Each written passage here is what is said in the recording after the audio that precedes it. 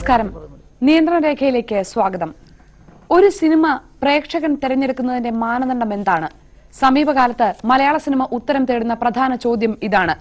താരപ്പകിട്ടും നിർമ്മാണ ചെലവും ഏറെ ഉണ്ടായിട്ടും തിയേറ്ററുകളിലേക്ക് പ്രേക്ഷകനെ ആകർഷിക്കാൻ കഴിയാതെ വരുന്ന സിനിമകളുടെ എണ്ണം വർദ്ധിച്ചു വരുന്ന കാലത്താണ് ഒന്നും അവകാശപ്പെടാനില്ലാത്ത ഒരു ചിത്രം തിയേറ്ററുകളിൽ ആർപ്പുവിളി സൃഷ്ടിക്കുന്നത്. സംഘടനകളുടെയും സമരത്തിന്റെയും പേരിൽ മലയാള സിനിമ പ്രേക്ഷകന് മുന്നിൽ ഒറ്റപ്പെടുമ്പോഴാണ് സന്തോഷ് പണ്ഡിറ്റും കൃഷ്ണനും രാധയും ചർച്ച ചെയ്യപ്പെടുന്നത്. നിയന്ത്രണ രേഖ ഇന്ന് ചർച്ച ചെയ്യുന്നത് ഈ ചോദ്യമാണ്: സന്തോഷ് പണ്ഡിറ്റിന്റെ സിനിമ കാണുന്നത് ആരാണ്? ചർച്ചയിൽ പങ്കെടുക്കാൻ നമ്മളോടൊപ്പമുള്ളത് സന്തോഷ് പണ്ഡിറ്റ് കോഴിക്കോട് നിന്ന് ചേരുന്നു. നിർമ്മാതാവും സംവിധായകനുമായ എം.എ. നിഷാദ്, നടനും സംവിധായകനുമായ ലിജോ ജോസ് പെല്ലിശ്ശേരി, നടനും സംവിധായകനും നിർമ്മാതാവുമായ അഡ്വക്കേറ്റ് ബാബുരാജ്, ഡോക്ടർ സി.ജെ. ജോൺ എന്നിവരാണ് ചർച്ചയിൽ പങ്കെടുക്കുന്നത്. ആദ്യം ശ്രീ നിഷാദ്, ആരാണ് കൃഷ്ണൻ രാധയും കാണാൻ തിയേറ്ററിലേക്ക് ഓടുന്നത്? എന്റെ മുമ്പിൽ നിൽക്കുന്ന ഈ ചെറുപ്പക്കാരാണ് ഇതിന്റെയൊക്കെ പുറകിൽ. സോഷ്യൽ നെറ്റ്വർക്കിലെ മാർക്കറ്റിംഗ് ആണ് സന്തോഷ് ഈ സിനിമയെ വിജയിപ്പിക്കാൻ എടുത്ത ഒരു കാരണം. സന്തോഷ് പണ്ഡിറ്റ് ഒരു മണ്ടനൊന്നുമല്ല. ഞാൻ കണ്ടതിൽ ഏറ്റവും ബുദ്ധിമാനായ ഒരു വ്യക്തിയാണ് സന്തോഷ് പണ്ഡിറ്റ്. സന്തോഷിനെ കൊണ്ട് ഈ കാര്യങ്ങളൊക്കെ ഈ അദ്ദേഹത്തിന് ഇത്രയും ഫോളോവേഴ്സിനെ, നെഗറ്റീവ് ഫോളോവേഴ്സ് അല്ലാതെ വേറെ ഒന്നുമല്ല, ഉണ്ടാക്കിയത് അദ്ദേഹത്തിൻ്റെ അതിബുദ്ധിപൂർവമായ ഒരു മാർക്കറ്റിംഗ് ശൈലി കൊണ്ട്, ഇത് തന്ത്രമാണ്. തീർച്ചയായിട്ടും സന്തോഷ് പണ്ഡിറ്റിനെ പറ്റി പറയുമ്പോൾ എനിക്കും ചിരി വരും, ഷാനിക്കും വരും, ഈ ഇരിക്കുന്ന എല്ലാവർക്കും ചിരി വരും. ഇത് സമീപകാലത്ത് ഇറങ്ങി അല്ലെങ്കിൽ കുറച്ച് കാലങ്ങളായിട്ട് മലയാള സിനിമയെ ഗ്രസിച്ചുകൊണ്ടിരിക്കുന്ന, അല്ലെങ്കിൽ മലയാള സിനിമയിൽ നിന്ന് പ്രേക്ഷകർ മാറിപ്പോകാനുള്ള പ്രധാന കാരണം തീർച്ചയായിട്ടും ഞാൻ ഉൾപ്പെടെയുള്ളവർ അതിന് ഉത്തരവാദിയാണ്.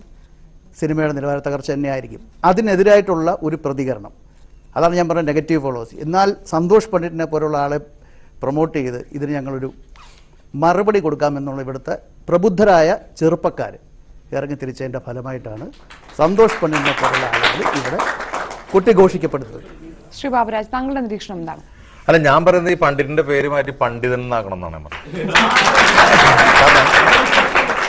എന്നെ എന്ത് പറഞ്ഞാലും എനിക്ക് കുഴപ്പമില്ല. എന്നെ തന്തയ്ക്ക് വിളിച്ചോളൂ, തള്ളയ്ക്ക് വിളിച്ചോളൂ, അതെ വിളിക്കണവരെ പ്രോത്സാഹിപ്പിക്കുക.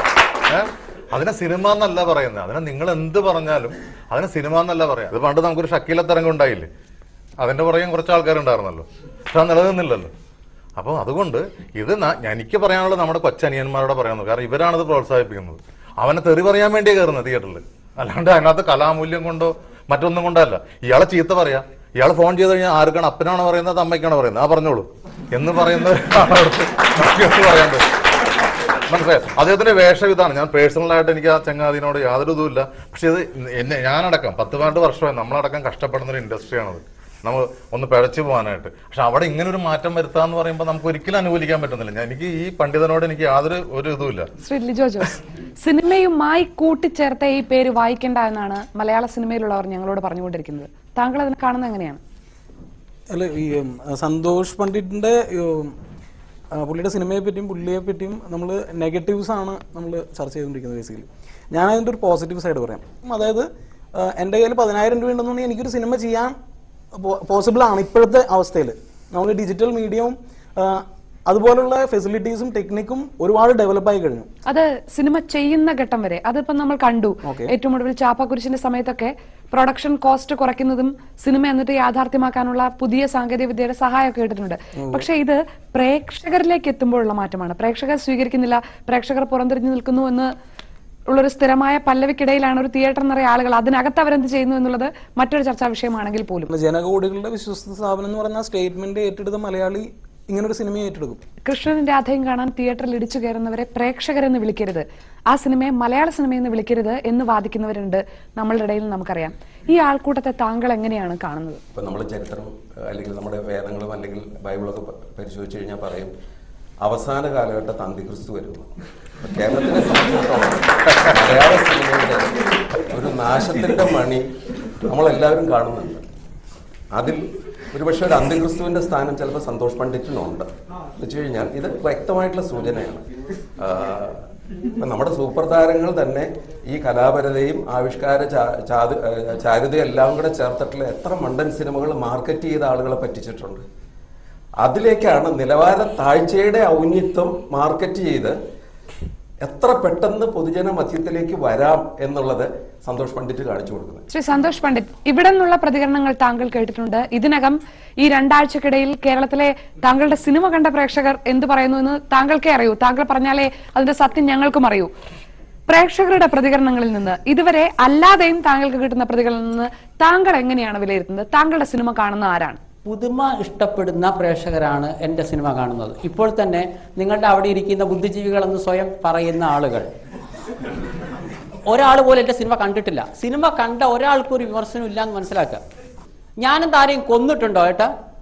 അല്ല, ഞാനെന്താ അവിടെ പിടിച്ചു വരിക്ക് വല്ലതും പോയിട്ടുണ്ടോ? ഞാൻ അന്തസ്സായിട്ടൊരു സിനിമ ചെയ്തു, 3 മണിക്കൂറിന്റെ ലെങ്തി ഫിലിം, 8 പാട്ടും 8 സംഘടനകളായിട്ടുള്ള നല്ല പുതുമ നിറഞ്ഞൊരു പ്രമേയം. ഇവരാരും സിനിമ കാണാത്തതുകൊണ്ട് എനിക്ക് ഇവരോടൊന്നും പറഞ്ഞിട്ട് കാര്യമില്ല. ആ സിനിമ കാണാൻ പുതുമയുടെ ആംഗിൾ ആ സിനിമ ഇടിച്ചു കയറുന്നു, ആളുകൾക്ക് വളരെ ഇഷ്ടപ്പെടുന്നു, ആളുകൾ എന്നെ സൂപ്പർ സ്റ്റാറായി കണക്കാക്കുന്നു. ഇവർക്ക് 100 കോടി ചെലവാക്കി ഇവരുടെ 3-ാം ദിവസം ഹോൾഡ് ഓവർ ആവുന്നവരുടെ സിനിമ ഇവരെ കണ്ട് പേടിച്ച് വിറക്കുകയാണ്. ഇവരെന്ത് ഹിറ്റിന്റെ കാര്യമാണ് പറയുന്നത്? വെറും 5 ലക്ഷം രൂപ ചെലവാക്കിയ സിനിമ ഇവിടെ കോടികൾ കൊയ്യുന്നു. ഞാൻ അതിൽ സെക്സ് സിനിമയാണോ അങ്ങനെ എടുത്ത്? ഇനി സെക്സ് സിനിമ എടുക്കാൻ പാടില്ല എഴുതി വെച്ചിട്ടുണ്ടോ? ഒരു സെക്സ് സിനിമയല്ല, സിനിമ കണ്ടവനോട് ചോദിക്കും നിങ്ങൾ. വളരെ പുതുമയുള്ള ഒരു പ്രമേയം. ഇവര് പഴയ വീഞ്ഞ് പുതിയ കുപ്പിയിലാക്കുക എന്നുള്ള ഒറ്റ സിദ്ധാന്തമാണ് ഇവർ കൊണ്ടു നടക്കുന്നത്. ഇവരെന്താണ് ചെയ്യുന്നത്? കോടികൾ നശിപ്പിക്കുന്നു. ഇവർ പറയുന്നത് എന്താ? ഇത്രയും കാലം ഇവരെന്താണ് പറഞ്ഞു നടന്നത്? പ്രധാനപ്പെട്ട ചാനലുകളിലെ സ്ത്രീകൾ മുഴുവൻ ചാനലിലെ സീരിയലിന്റെ മുന്നിലാണ്. ഞങ്ങളുടെ സിനിമ ഇറങ്ങിക്കഴിഞ്ഞാൽ അന്ന് തന്നെ യൂട്യൂബിലെല്ലാം വരുന്നോട്ട് കാണാൻ മനുഷ്യന്മാരില്ലാന്ന്. എങ്കിൽ എൻ്റെ 8 പാട്ടുകളും ജനങ്ങൾക്ക് ബൈഹാർട്ടാണ്. രാത്രി ശിവരാത്രി എന്ന് പറഞ്ഞ പാട്ടിന്റെ വീഡിയോ ഇവിടുത്തെ LKG കുട്ടികളുടെ മൊബൈലിൽ വരെയുണ്ട്. ഒരേ സമയം മലയാളത്തിൽ കൃഷ്ണൻ രാധയും പോലുള്ള നല്ല പുതുമുള്ള സിനിമ ഓടുമ്പോൾ തമിഴ്നാട്ടിൽ എങ്കയപ്പോ എന്ന് പറഞ്ഞ സിനിമ അവിടെ സൂപ്പർ ഹിറ്റായി ഓടുന്നു. അവിടെ സുബ്രഹ്മണ്യപുരം ഓടുന്നു. എന്തുകൊണ്ട് ഓടുന്നു?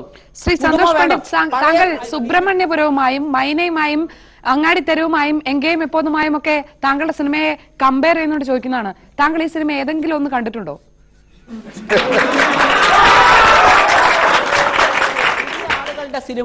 പുതിയ ആളുകളുടെ സിനിമ ജനങ്ങൾ അംഗീകരിക്കുന്നു. പുതിയ ആളുകളുടെ സിനിമ അംഗീകരിക്കുന്നു. ഇത് കാണുമ്പോൾ ഇവർക്ക് പേടിയാണ്. ഇവർക്കൊക്കെ ചാൻസ് നഷ്ടപ്പെടുമെന്ന് എനിക്ക് ഇവരോടൊന്നേ പറയുള്ളൂ. കുറെ 100 പുതിയ ആളുകൾ വന്നു വെച്ചിട്ട് ഇവരുടെ ചാൻസ് പോകുന്നില്ല. ഇവർക്ക് കിട്ടേണ്ടത് ഇവർക്ക് തന്നെ കിട്ടിയിരിക്കും എന്ന് വെച്ചാൽ ഇങ്ങനെ പേടിച്ച് വരച്ച് എന്നെ ശത്രുവായി കണക്കാക്കേണ്ട കാര്യമൊന്നുമില്ല.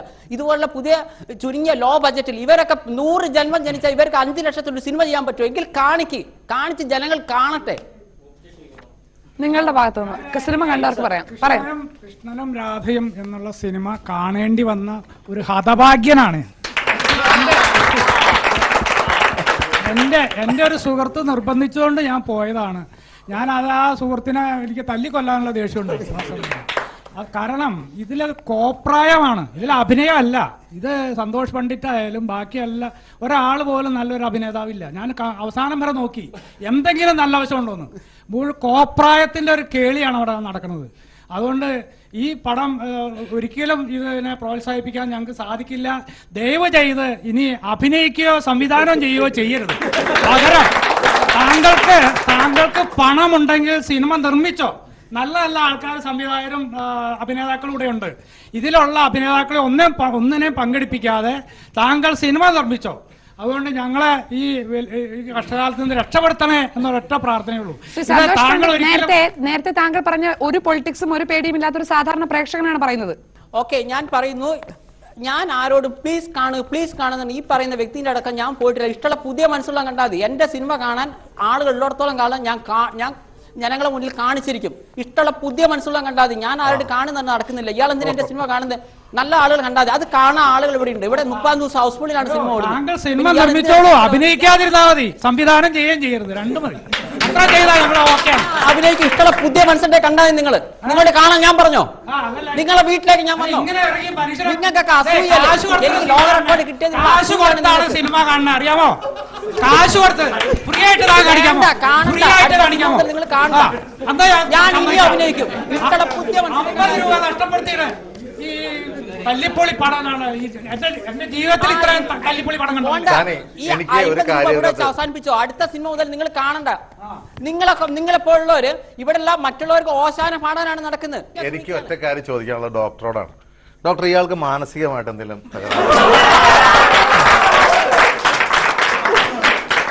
എന്റെയും പ്രേക്ഷകരുടെ ചോദ്യമാണത്. കാരണം എനിക്കിപ്പോ ഈ ആവേശം കണ്ടപ്പോ ഗ്രീക്ക് മിത്തോളജിയിലൊരു കഥാപാത്രമുണ്ട്, നാർസിസസ് എന്ന് പറഞ്ഞത്. അദ്ദേഹത്തിനോട് തന്നെയാണ് അദ്ദേഹത്തിന്റെ പ്രണയം.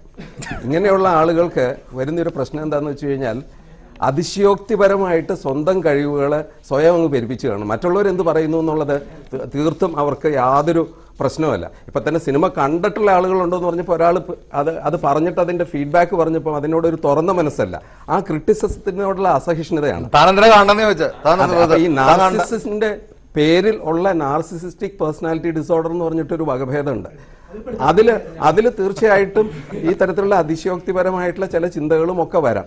ഇതൊക്കെ ആണെങ്കിലും ഞാൻ ഇപ്പോഴും പറയുന്നു, സന്തോഷ് പണ്ഡിറ്റിന് വർത്തമാന കേരളത്തിലെ സിനിമാ ചരിത്രത്തിൽ ഒരു സ്ഥാനമുണ്ട്. അദ്ദേഹം ഒരു ചൂണ്ടുപലകയാണ്.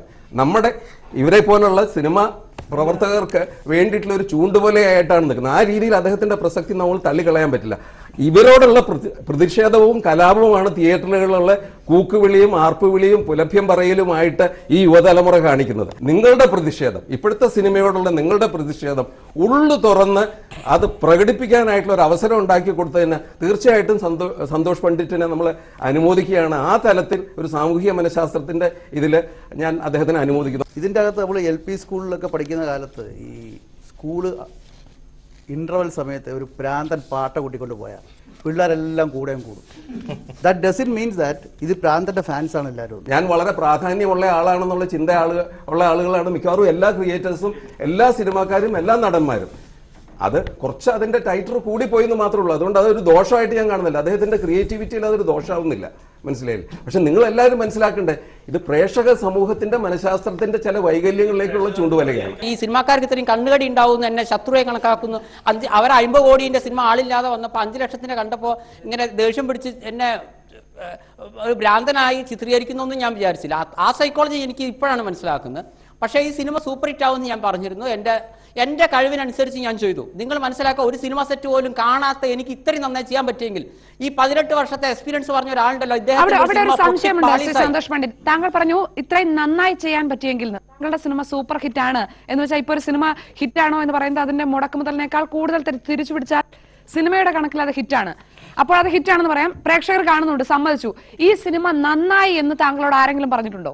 100% എന്നെ വിളിക്കുന്നവർ മുഴുവൻ അതാ പറഞ്ഞിരിക്കുന്നത്. ഇപ്പൊ തന്നെ സിനിമ കണ്ട ആളുകൾ എന്നെ വിമർശിക്കുന്നില്ല. നിങ്ങൾക്ക് മനസ്സിലാക്കാവുന്ന കാര്യമാണ്. ഞങ്ങൾ കേട്ടത് മുഴുവൻ ഇവർ പല കാര്യങ്ങളും ചെയ്തു. എനിക്ക് തിയേറ്റർ ആരുണ്ടായിട്ടില്ല. നിങ്ങൾ സിനിമ കണ്ടിട്ടില്ല, എനിക്ക് പറയാനുള്ളൂ. നിങ്ങളെപ്പോലുള്ള ആളുകൾ പൈസ കൊടുത്ത ആളുകളെ കൊണ്ട് കൂകിപ്പിക്കുന്നു. നിങ്ങൾ ആരെയാണ് പേടിക്കുന്നത്? എന്തിനാണ് പേടിക്കുന്നത്? ടെക്നിക്കൽ സൈഡിൽ എന്താണ് നന്നായിരിക്കുന്നത്? ഈ എന്റെ അടുത്തിരിക്കുന്ന സുഹൃത്ത് അഭിഷേക് എന്നാണ് പേര്. ഞങ്ങൾ ഇഷ്ടംപോലെ ഷോർട്ട് ഫിലിം എടുക്കുന്ന ഞങ്ങളുടെ ഒരെണ്ണത്തിൽ പോലും ജസ്റ്റ് ക്യാമറ ഫോക്കസ് ഔട്ട് പോലും മാറ്റാൻ നോക്കാണ്ട് യാതൊരു എഡിറ്റിംഗും അല്ല. ഒരു സീനിൽ പണ്ഡിറ്റ്ജി സംസാരിക്കുമ്പോൾ ചുണ്ടത്ത് അതിന് മുമ്പ് തിന്ന ബിസ്ക്കറ്റ് കഷ്ണം ഇരിക്കുന്നുണ്ട്. അതുപോലും പിന്നെ രണ്ടുപേരും നടന്നു വരുന്ന സീനാണ്. അതിനകത്ത് ഫോക്കസ് ചെയ്യുന്ന ബാക്ക്ഗ്രൗണ്ട് ആണ്. പച്ചനെയും ബാക്കി എല്ലാവരും ഉറുമ്പിനെ വരെ കൃത്യമായിട്ട് കാണാം. പക്ഷെ നടന്നു ആൾക്കാരെ കാണുന്നില്ല. ഇതാണ് നല്ല സിനിമ. കേരളത്തിലെ ജനങ്ങൾക്ക് എന്താണ് അവർ ആഗ്രഹിക്കുന്നത്, അവരെന്താണ് അർഹിക്കുന്നതെന്ന് എനിക്കറിയാം. അത് ഞാൻ അവർക്ക് കൊടുത്തു. ചോദ്യമാണ് ശ്രീ നിഷാദ്, കേരളത്തിലെ ജനങ്ങൾ അർഹിക്കുന്നത് എന്താണെന്ന് അങ്ങനെ പറയാൻ അദ്ദേഹത്തിന് ധൈര്യം നൽകുന്നത് എന്താണ്? അദ്ദേഹം തന്നെ പറയുന്നു കേരളത്തിലെ ജനങ്ങൾ ആഗ്രഹിക്കുന്ന കൊടുത്ത് താനാണെന്ന് അയാൾ പറയുമ്പോൾ അയാൾക്ക് സംതിങ് റോങ്, എന്തോ പ്രോബ്ലം ഉണ്ട്. അതാണ് നേരത്തെ ഡോക്ടറോട് ഞാനും ബാബുവും ചോദിച്ച കാര്യം. അല്ല ഈ വാക്കുകളൊന്നും നമ്മൾ മഹത്വവൽക്കരിക്കേണ്ട കാര്യമില്ല എന്നുള്ളത്. വിളിക്കുന്ന ആൾക്കാർ തന്തയ്ക്കും തള്ളയ്ക്കും പറയുകയാണെങ്കിൽ അതിന് അനുമോദനമായിട്ട് കൂട്ടിയാൽ പിന്നെ നമ്മൾ ഈ ചർച്ചയിൽ ഇരുന്നിട്ട് എന്ത് കാര്യം?